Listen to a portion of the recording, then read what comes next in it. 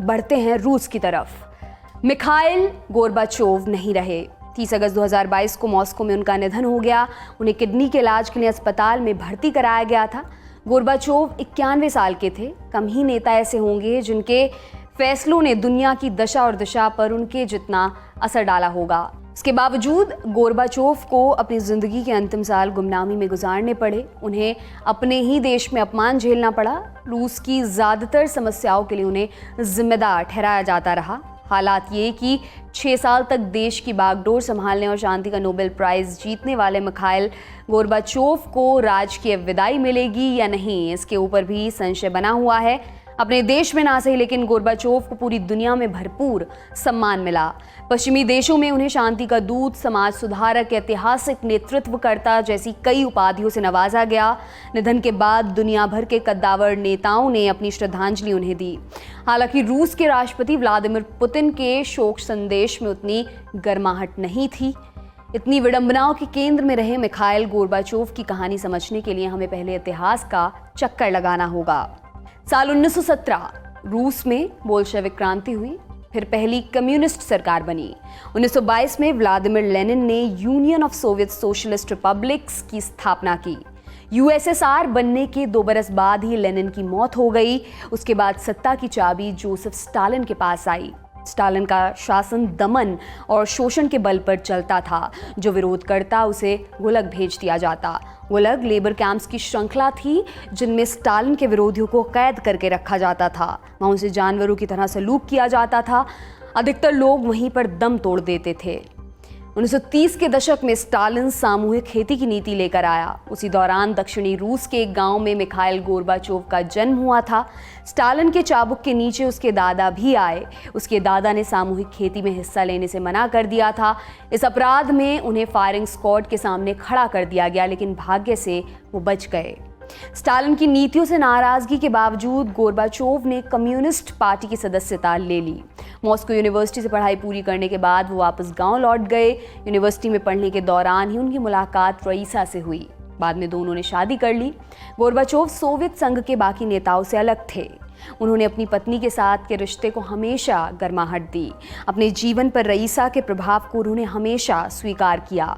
2012 में एक डॉक्यूमेंट्री में गोर्बाचोव ने कहा था, हम सारी जिंदगी हाथों में हाथ डालकर साथ चले। वो कई मायनों में अद्भुत थी। गांव लौटने के बाद गोर्बाचोव ने पार्टी का काम संभाल लिया था। अपनी मेहनत की बदौलत वो लगातार आगे बढ़ते रहे। 1978 में उन्हें मॉस्को बुला लिया गया। उन्हें पार्टी में बड़ी जिम्मेदारी मिलने जा रही थी। 1980 में गोर्बाचोव कम्युनिस्ट पार्टी की पोलित ब्यूरो के सदस्य बनाए गए। पोलित ब्यूरो रूस की कम्युनिस्ट पार्टी की सबसे बड़ी डिसीजन मेकिंग बॉडी थी। गोर्बाचोव उस समय ब्यूरो के सबसे कम उम्र के मेंबर थे। फिर आया साल 1982 का। कम्युनिस्ट पार्टी के जनरल सेक्रेटरी लियोनिड ब्रेजनेव की मौत हो गई। उस दौर में रूस की कम्युनिस्ट पार्टी का जनरल सेक्रेटरी ही देश का नेता होता था। ब्रेजनेव की मौत के बाद लीडरशिप को लेकर संकट पैदा हुआ। ब्रेजनेव के बाद यूरी आंद्रोपोव ने उनकी जगह ली। 2 बरस बाद ही उनकी मौत हो गई। फिर कोस्तांतिन चेनेंको के पास कुर्सी आई। 1 साल बाद उनकी भी मौत हो गई। तब जाकर मिखाइल गोर्बाचोव को पार्टी का जनरल सेक्रेटरी बनाया गया। जिस दौर में गोर्बाचोव के पास सत्ता आई थी उस समय सोवियत संघ की हालत खराब थी। अफगानिस्तान युद्ध लंबा खिंचता चला जा रहा था। सोवियत संघ में शामिल देशों में विद्रोह हो रहे थे। अर्थव्यवस्था खराब थी। गोर्बाचोव इसको सुधारना चाहते थे। बगावत के सुरों को सुनना चाहते थे।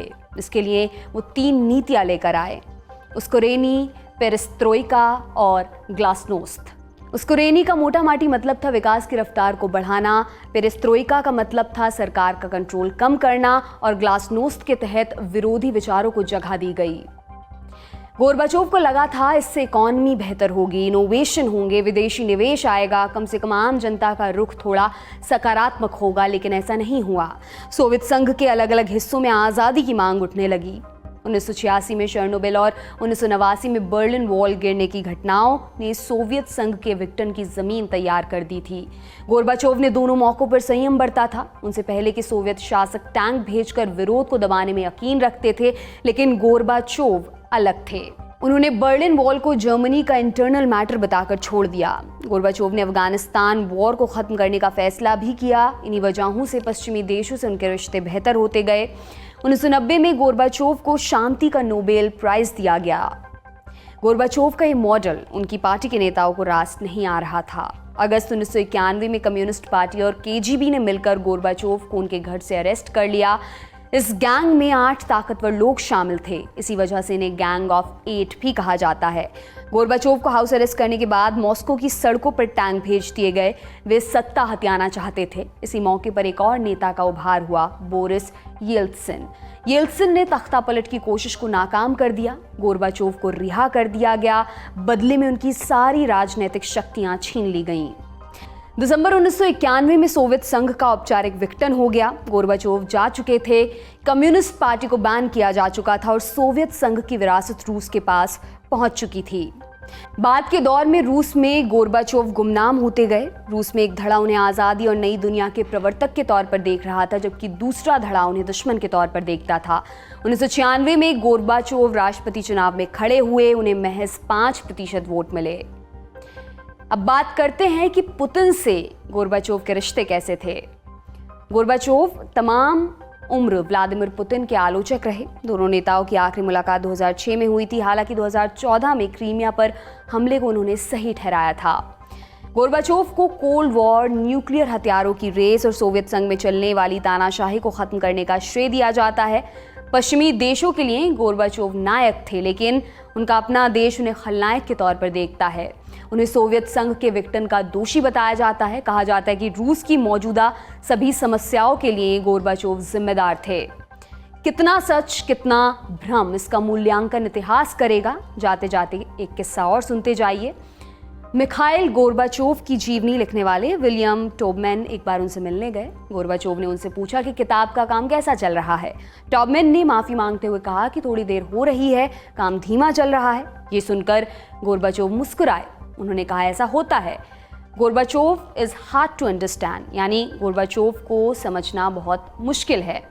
सच में गोर्बाचोव को समझना बेहद ही मुश्किल है। आज का दुनियादारी यहीं पर समाप्त होता है। कल फिर आपसे मुलाकात होगी, इसी उम्मीद के साथ विदा लेती हूँ। शुक्रिया, शुभ रात्रि। लल्लन टॉप का सबसे ठस, ठेठ और ठसकदार बेबी आ गया है लल्लन टॉप का पॉडकास्ट, जिसका नाम है बाजा, और ये बजेगा सिर्फ लल्लन टॉप ऐप पर।